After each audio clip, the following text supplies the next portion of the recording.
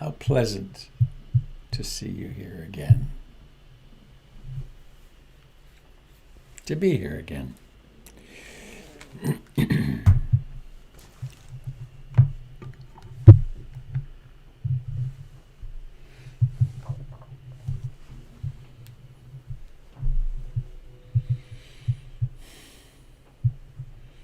That harpsichord music is the Goldberg Variations, Bach. I had a brother-in-law once for a couple of decades who played the harpsichord, played that very wonderfully. So, it's the 6th of January. Looks like there's some pretty good news out of Georgia this morning.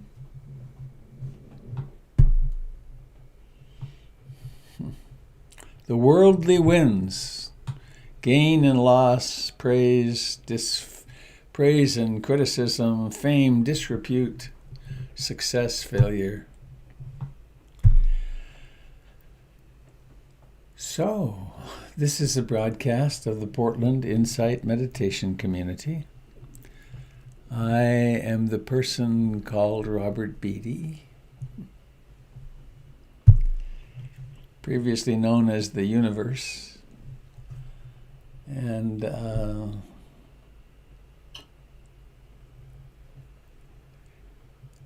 if you're on YouTube or Facebook and would like to join us more fully, you may go to robertbeatty.com to find the link to the Zoom meeting, or you can go to portlandinsight.org where you will find that link plus a ton of other good stuff, including the times of teachings of all the other teachers at PIMC. So I have I would say a marvelous reading for this morning. I think I want this off. Can I do that? Can you still hear me okay? Yes. Huh. Why is this? I'm going to turn this off.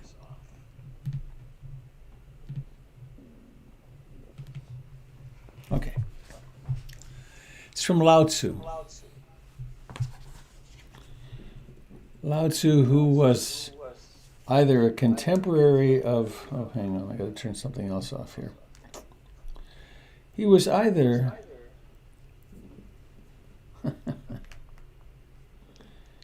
Zoom.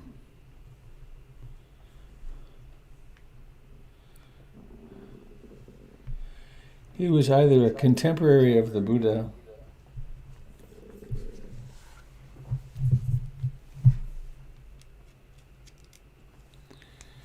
or what we have is a collection of teachings from wise elders. However that is. Number 44 from the Hua Hu Ching. This is the nature of the unenlightened mind. The sense organs, which are limited in scope and ability, randomly gather information.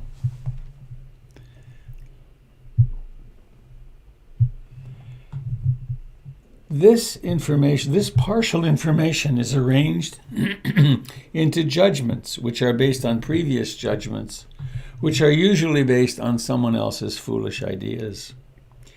These false concepts and ideas are then stored in a highly selective memory system. Distortion upon distortion. The mental energy flows constantly through contorted and inappropriate channels. And the more one uses the mind, the more confused one becomes.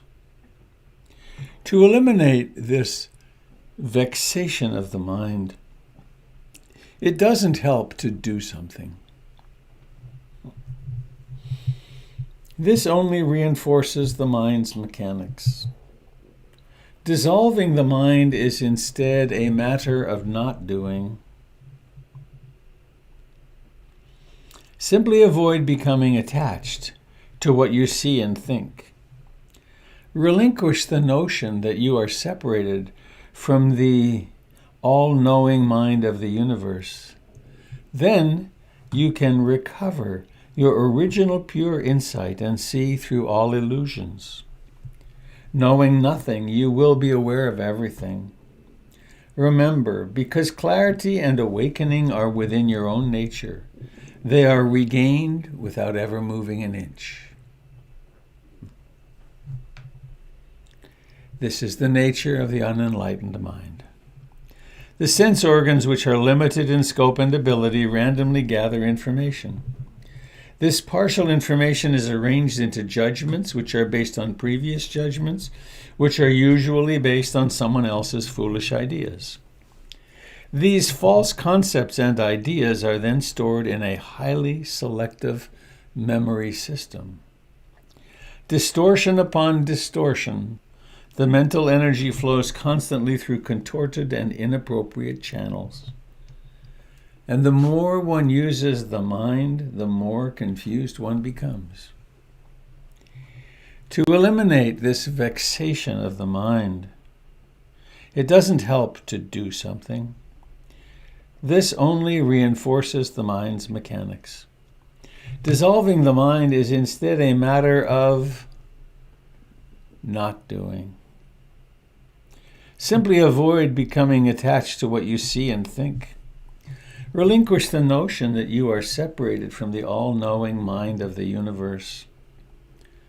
Then you can recover your original pure insight and see through all illusions.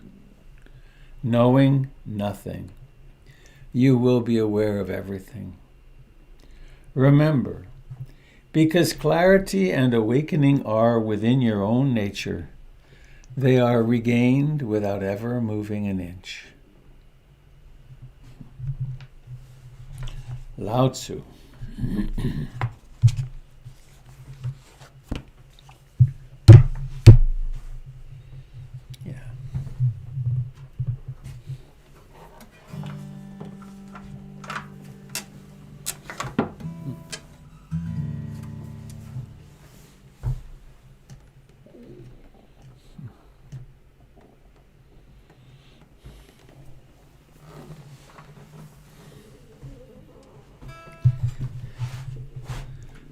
I'm experiencing a rush of appreciation and gratitude. How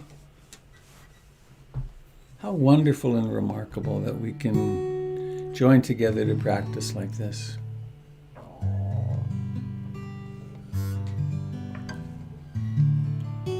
And we are the beneficiaries of the Buddha and 2,600 years of people doing exactly the same thing we're going to do this morning.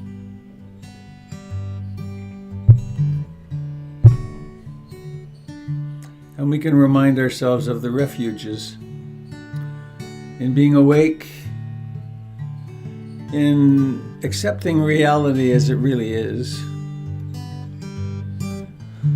That'd be a very helpful thing politically these days, accepting reality as it is.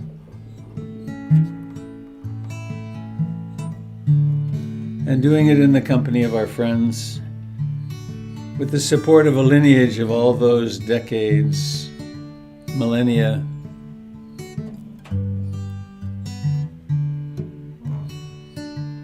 I take refuge in the Buddha, the one who shows me the way in this life. Namo Buddhaya, Namo Buddhaya, Buddhaya, Namo Buddhaya. The wandering mind strikes. I take refuge in the Dharma, the way of understanding and love. Namo Dharmaya, Namo Dharmaya, Namo Dharmaya.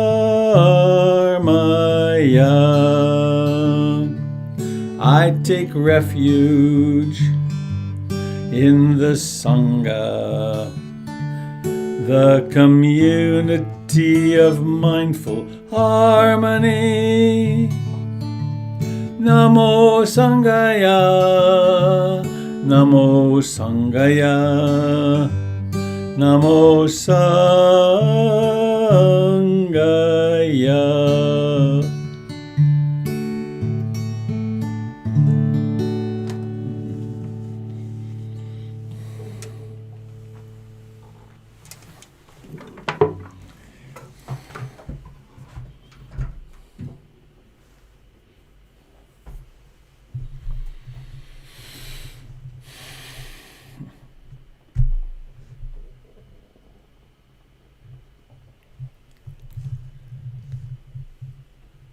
So we awoke from sleep.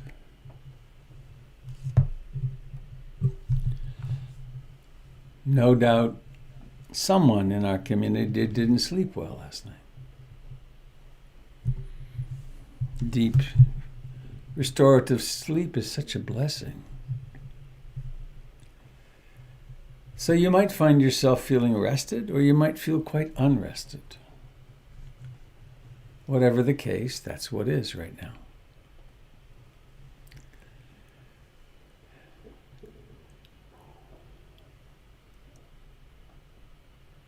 And right out the starting gate, let's notice something. Let's notice that there is a body which actually is experienced as a cloud of sensations, a mass of sensations. And there is that which knows these sensations.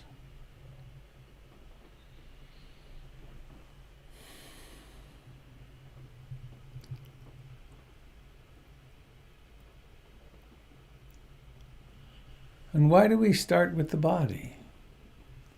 Because it's the slowest changing aspect of a human being.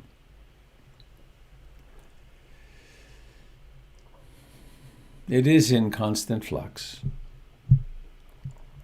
Every cell in the body is replaced at least every 7 years. So let's sit.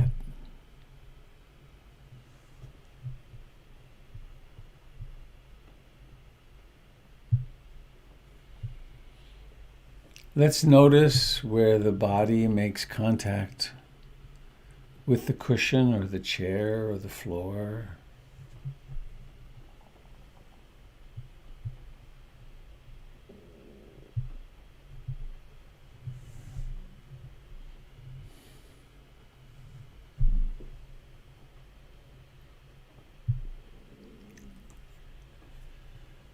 And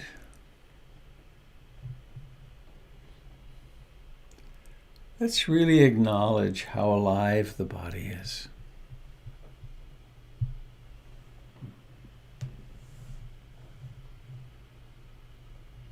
Tingling and vibrating and warm and cold.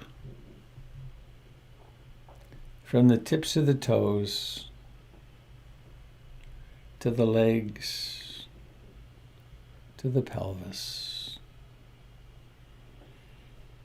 In the abdomen and solar plexus and chest.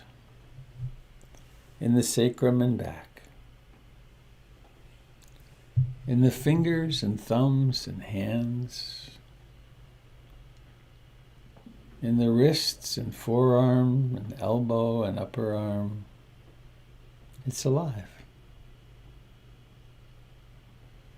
In the shoulders, in the neck, in the jaw,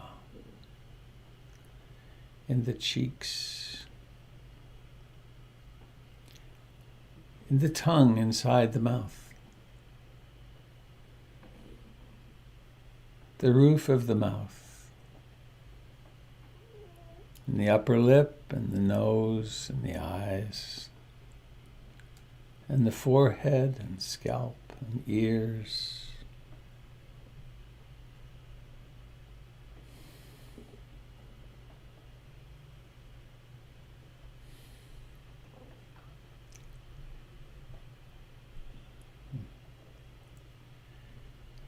and it breathes.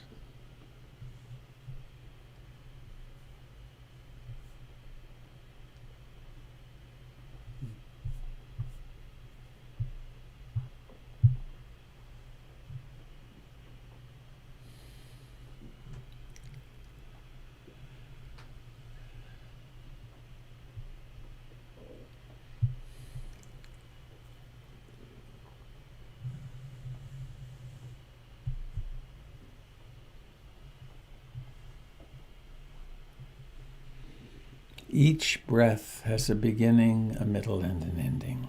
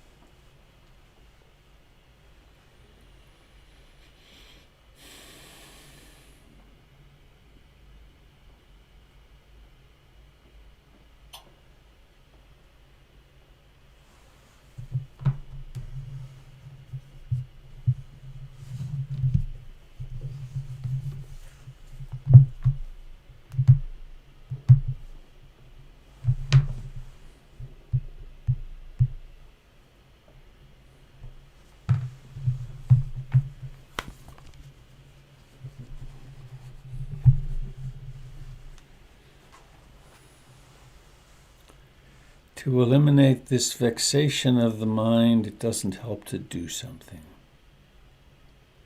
This only reinforces the mind's mechanics.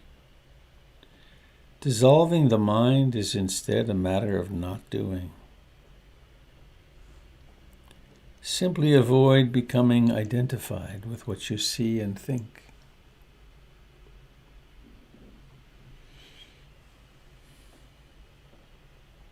And so we use the breath as our anchor. In its changingness, it teaches us.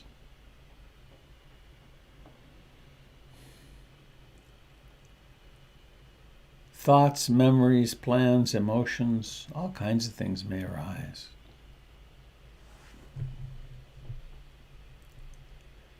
None of them are of any significance.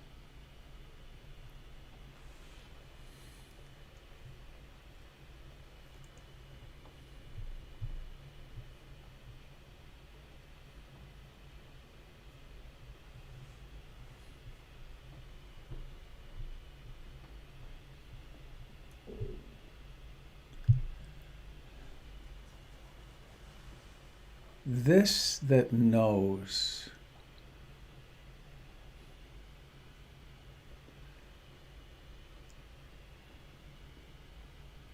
is where breathing happens, inside.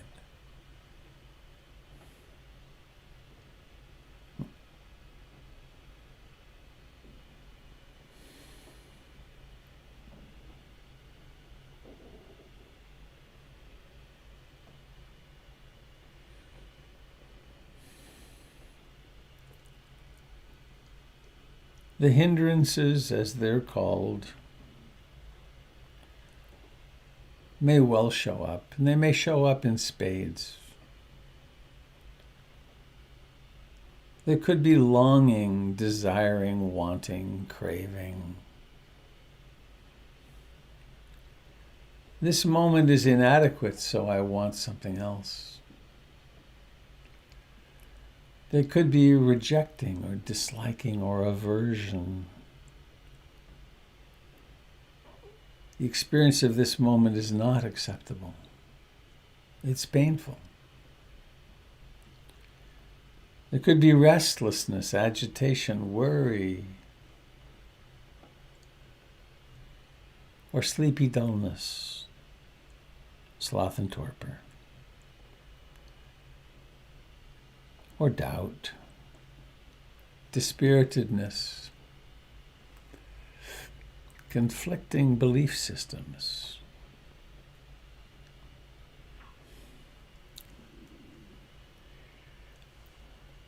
It is from awakening to these hindrances that awakening is built.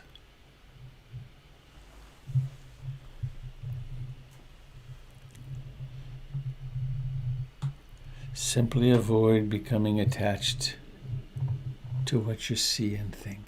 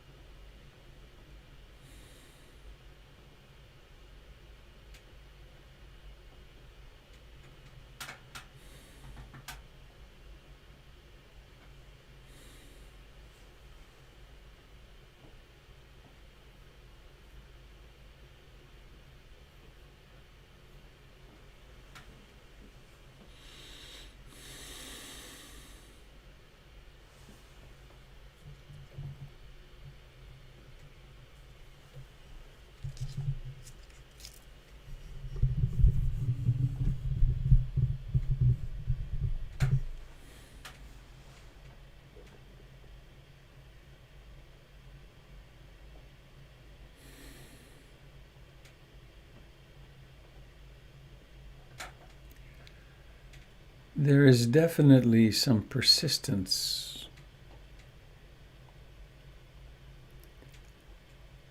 Mindfulness, remembering what one is doing.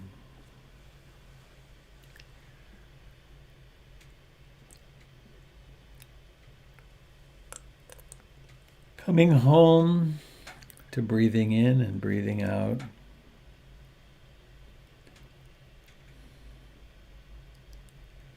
As a way of providing some direction in a world which calls our attention in thousands of directions. Come home to now, here, this breath.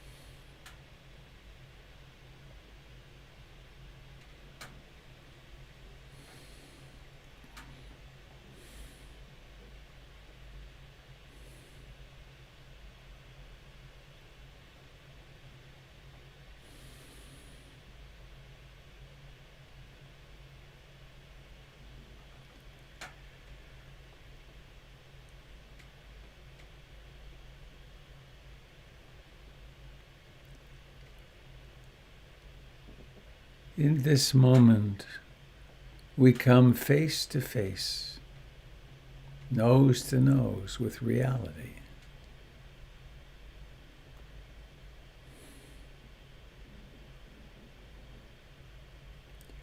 Awareness present with in-breathing and out-breathing.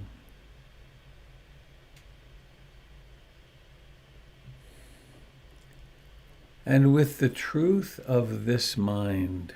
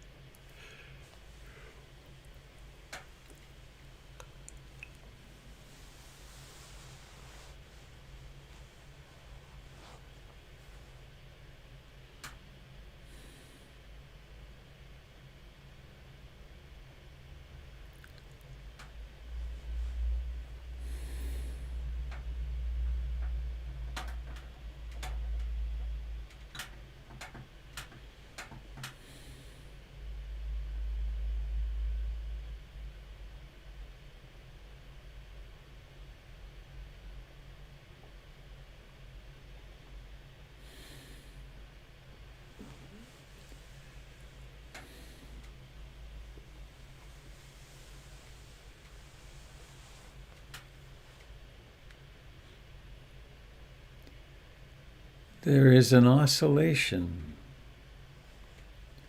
a swinging between being mindfully awake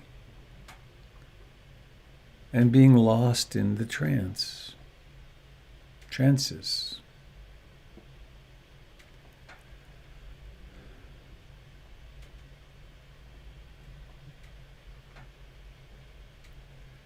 It's said that this oscillation continues until complete awakening,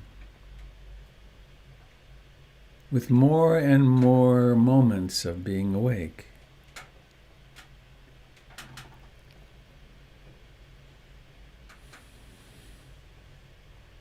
And so it's useful to acknowledge when mindfulness is present. When is one awakening from the trance? Can be lost in a wandering mind for a short time or a long time. And then suddenly there's mindfulness.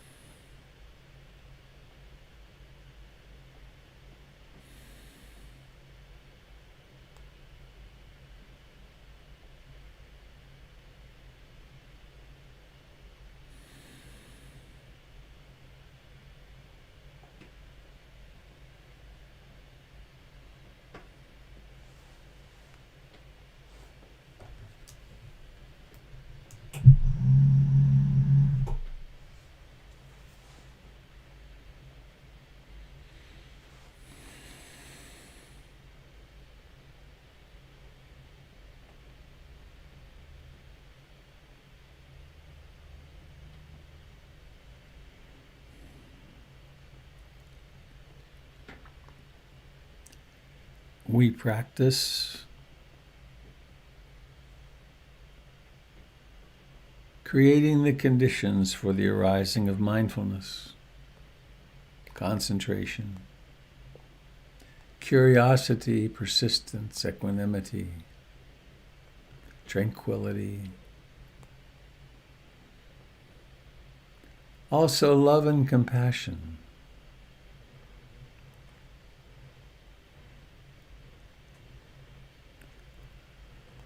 Equanimity. We grow this equanimity by staying put, by coming back day after day, moment after moment.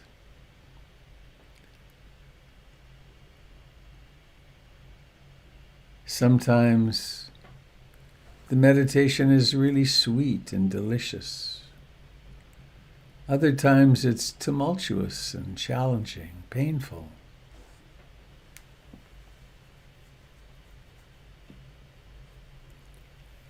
How else will we learn that it is all a passing show?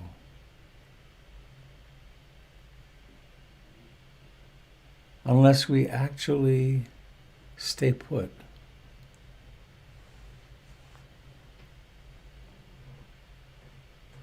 Unless we actually aspire to love ourselves in each moment. In this moment, I aspire to love and accept myself exactly as I am.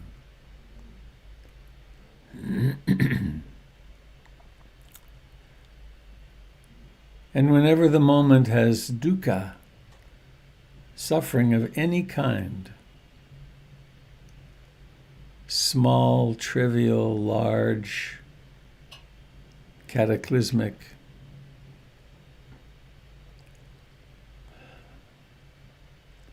I aspire to hold myself in sweet compassion.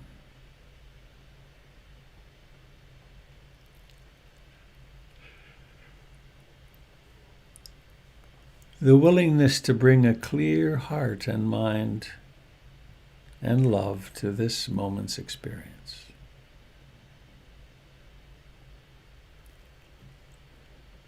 Please let us add on the in-breath the great sacred mantra, I love you, with your name at the end.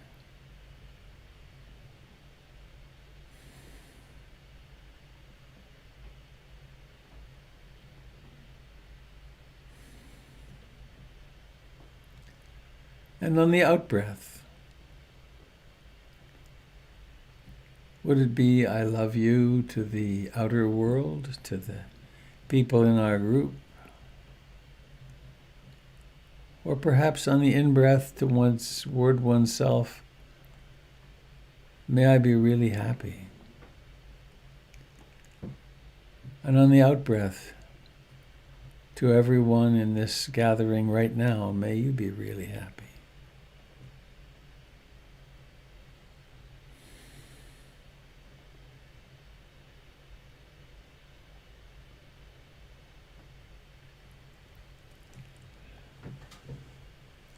And this is an intention we can carry with us today. You can carry it into your work or into relationships, into a commute if you do that, into sitting at a computer screen in Zoom meetings. As each new encounter arises, on the in-breath, may I be deeply attentive and caring in this conversation. May this person or persons I am going to encounter be safe and happy, whatever the words would be for you. Be creative.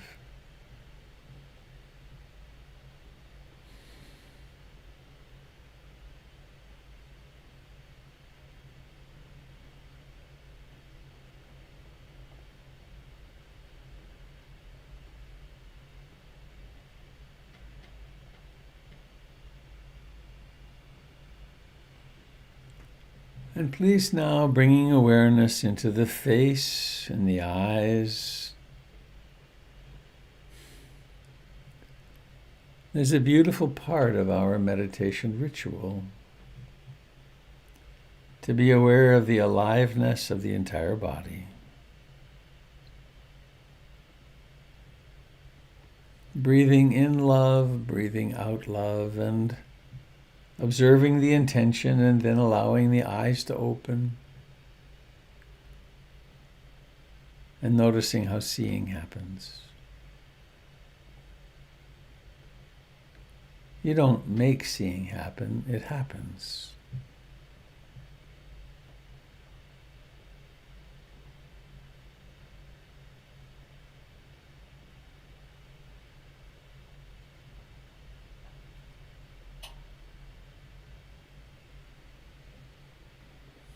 Seeing.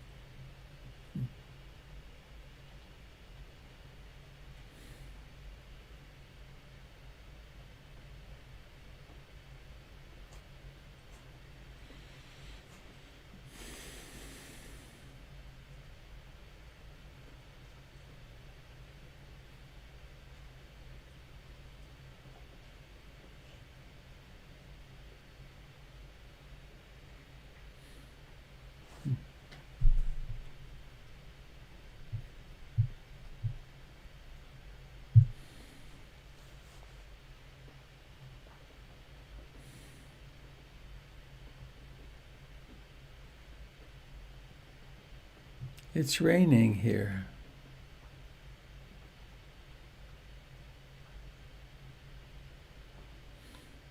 My nice brand new roof is doing its job admirably.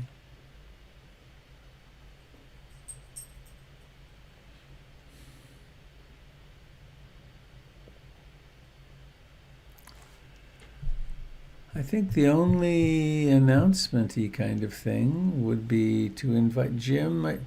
You're doing a Qigong thing soon, are you not?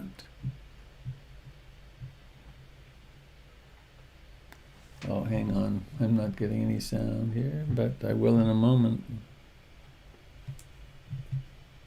Workshop is scheduled for January 16th. It's the third Saturday of the month. And I try to stay with that schedule all year long. Sometimes it gets complicated around the 4th of July.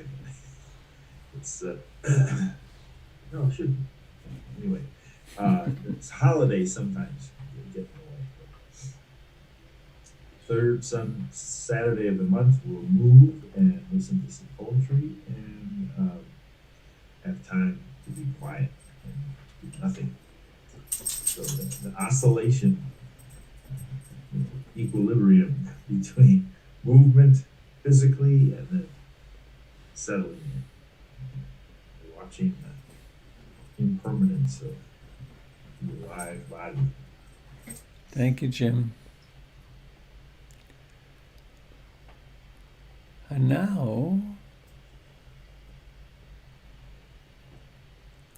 how about you? Are there any discoveries? Have you discovered any holes in the road? Places to run into roadblocks, questions?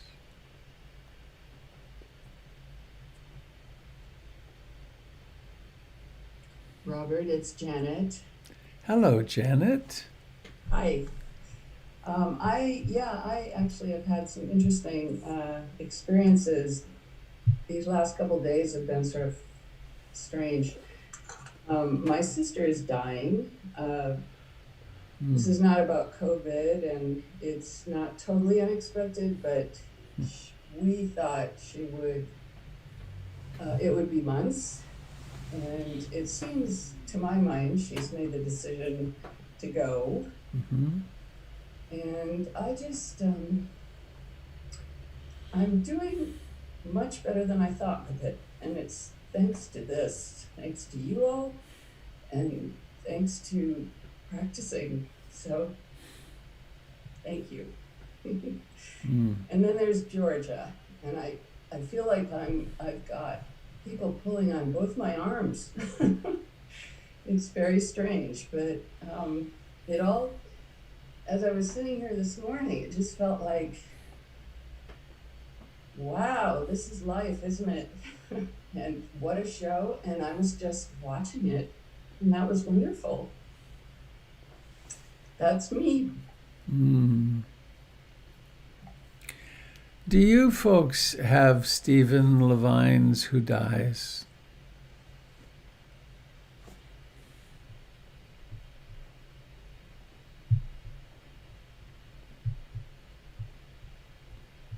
Tim, do you have Who Dies? Yeah, yes, I do, Robert. Have you read that recently, Janet? Actually, I've never read it, so I actually was thinking about it this morning. Maybe it's time to take it off the shelf.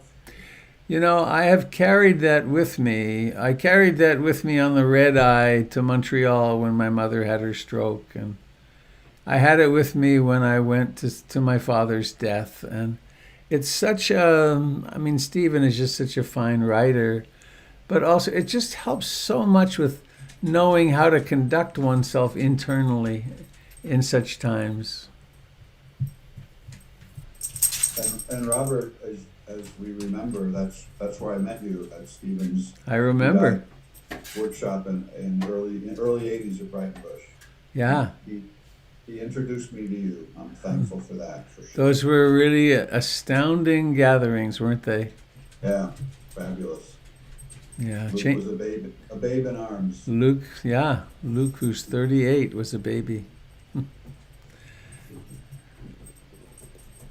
You know, I had an encounter with Stephen. We were walking back to the cabins, and I was feeling insecure about myself as a teacher. And I said something like, I just don't really have it together, Stephen. And he stepped in front of me, really direct eye contact, and said, Robert, every time I meet someone who really has their shit together, they're standing in it. And all these years later, that's been there. And there's a spot in the trail on the way between the cabins and I wonder if it still exists, if that trail exists. But anyway, I never walk past that, and I've walked past this hundreds of times. I always think of that encounter with him as I pass that spot.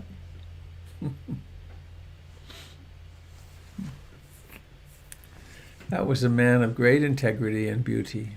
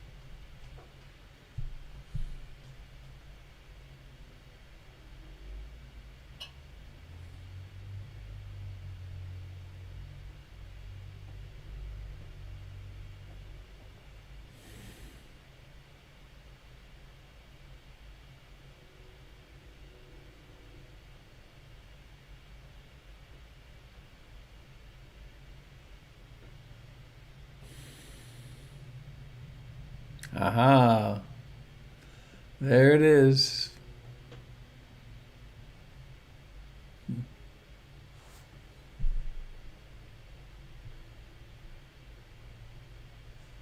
Probably many of you don't know who Stephen was. He started out as a poet, then he became and heroin addict, and he got into recovery and became a profound teacher. And he and Andrea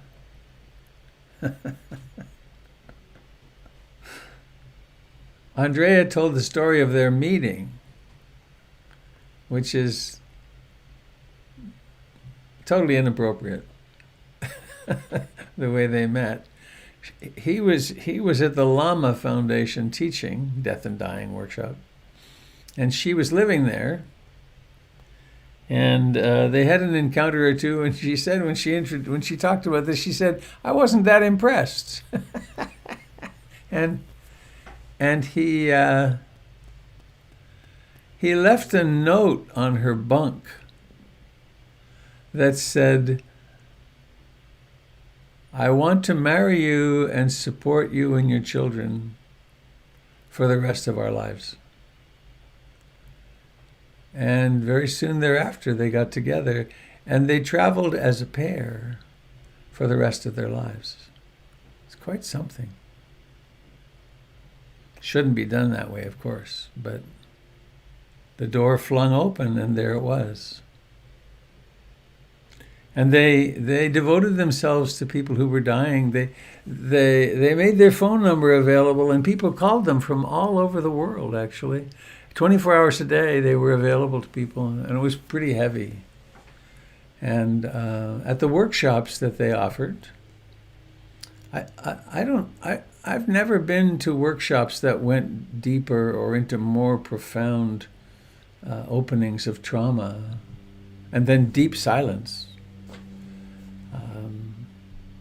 And one thing Stephen said at one point was that in order to deal with all the heaviness and all the death, they always had lots of baby animals. They had baby goats, and then they'd get more, farm them out to other people. But they had to have some beginnings of life because they were so deeply involved in the end of people's lives. And I guess one last thing, one of the really beautiful things they did was that it was at Brightonbush, and they, across from the lodge, just inside the trees, they put a rope out, like a semicircle, and then they went and sat there, and the intention was for her to manifest the Divine Mother, and for him to be the great confessor. I don't know what the term would be. And for hours, people waited in line, and then they took their turn, and people came and they put their head in her lap and sobbed. It was quite remarkable. And Stephen heard people's confessions of things they had done and had never told anybody, and they did that for hours one day. It's really powerful. One thing he said was, "You can tell me anything, but just never tell me where you put the money." But he said that he had had people confess everything, including murders. And the two of them together, as you remember, did couples workshops. They did. Were very, very powerful. Yeah. Yeah. There's a set of tapes of them doing a couples workshop. It's somewhere in my piles of tapes.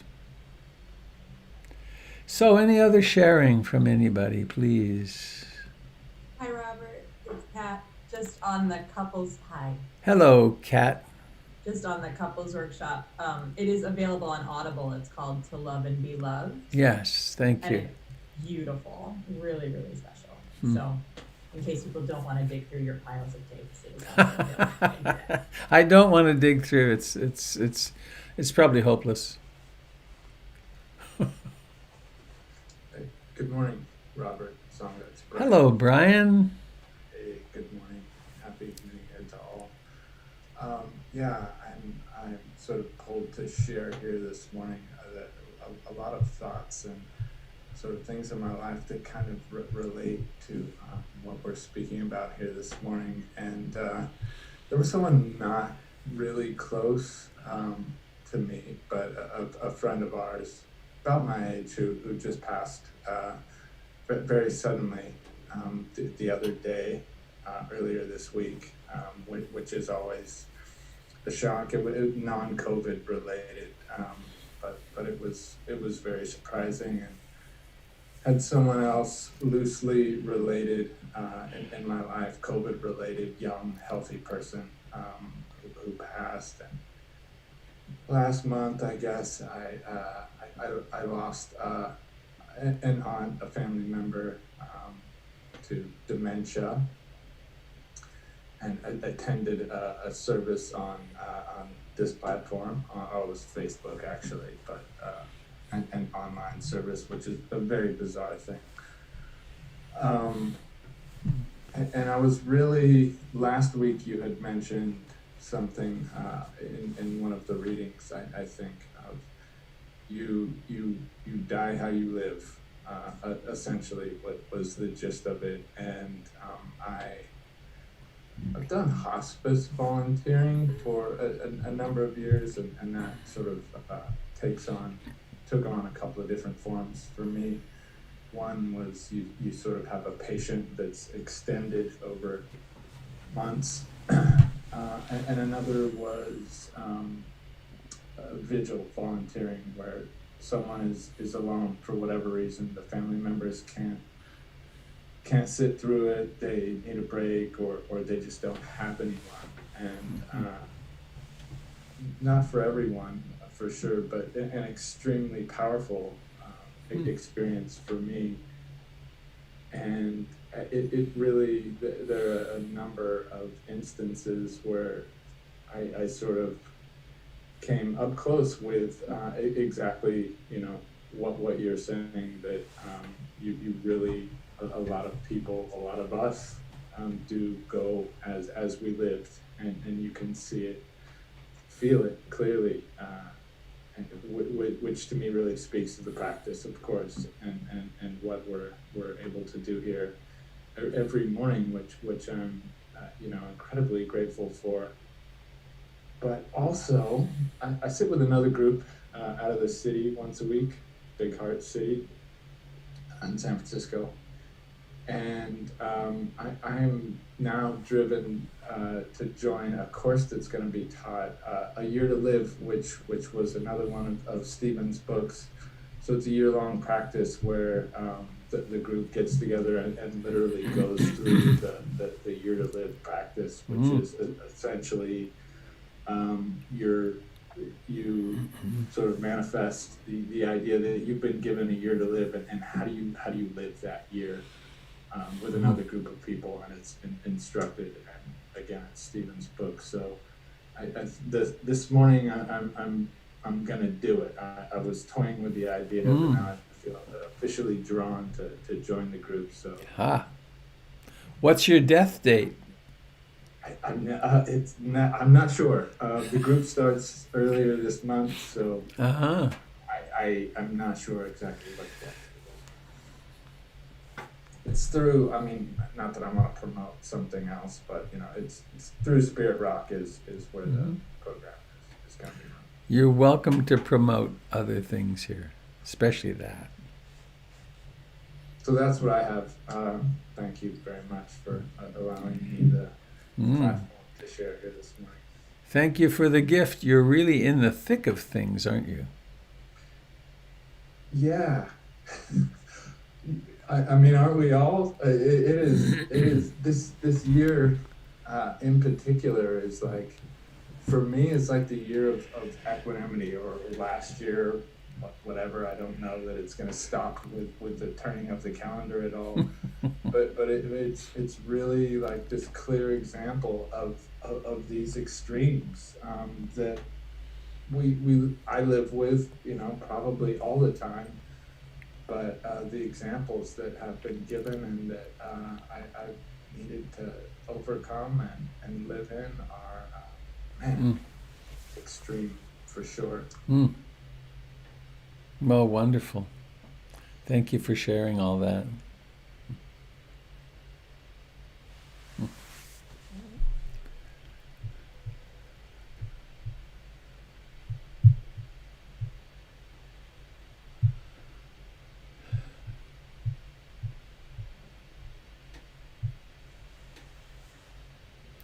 In case you don't know about this setting, on my computer it's in the top right. There's something that says View. And I can have the little, what's it called? It's called Gallery View, where I can see 25 people at a time. And then you can switch screens. You can go to the next screen where there's a lot of faces too. Or you can go to Speaker View, in which case whoever is speaking then fills the whole screen. And I like to do that during the sharing.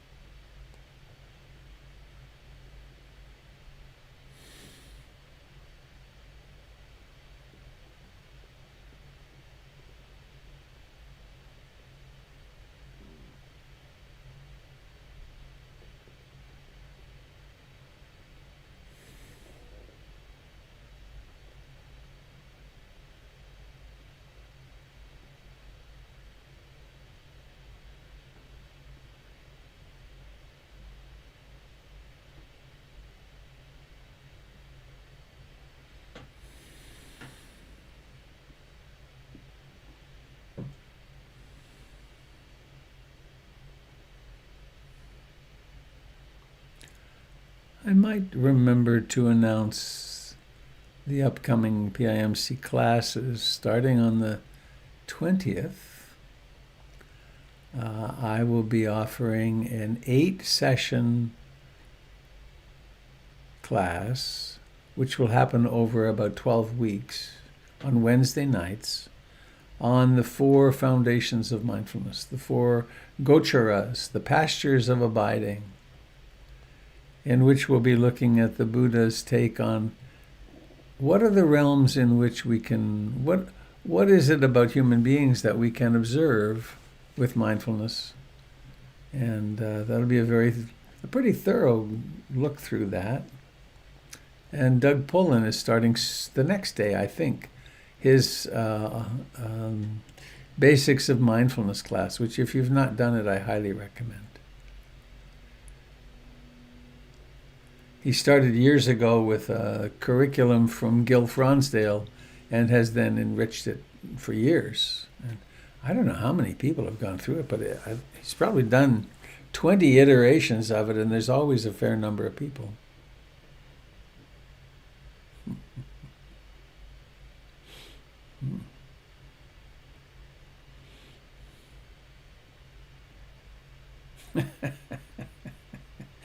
Cat and Mish, you have me hungry now. It's like, where's my breakfast?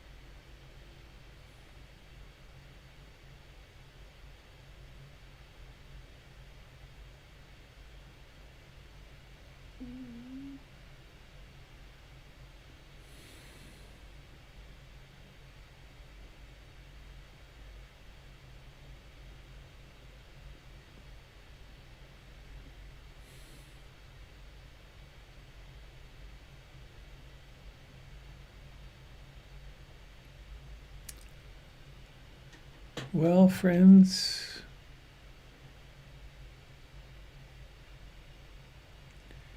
fellow journeyers on the path,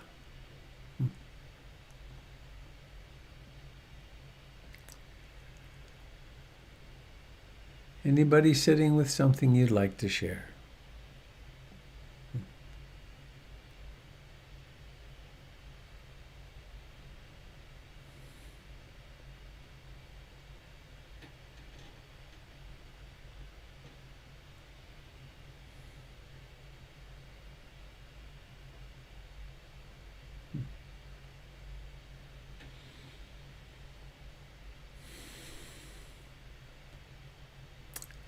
So we get to have another day of mindfulness practice.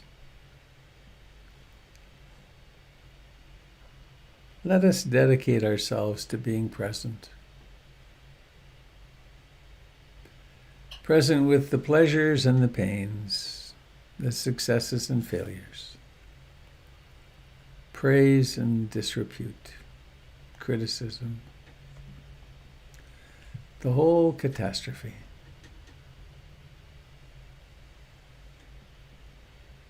So if you'd like to unmute, we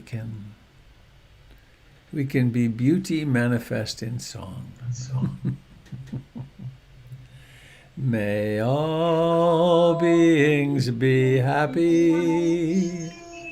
May all beings be happy.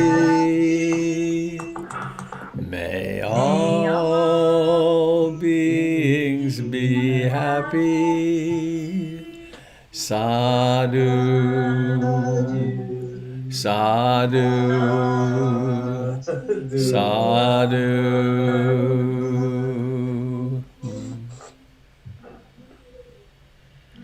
Adios, friends. Have a wonderful day. Robert, thank you. Let us remain COVID-free.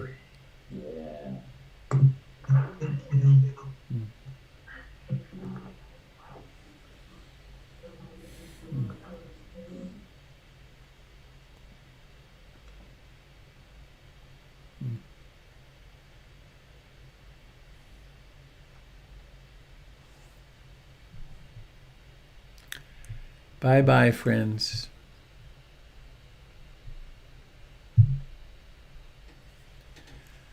And goodbye to us friendly connectors on Facebook and YouTube. Hope you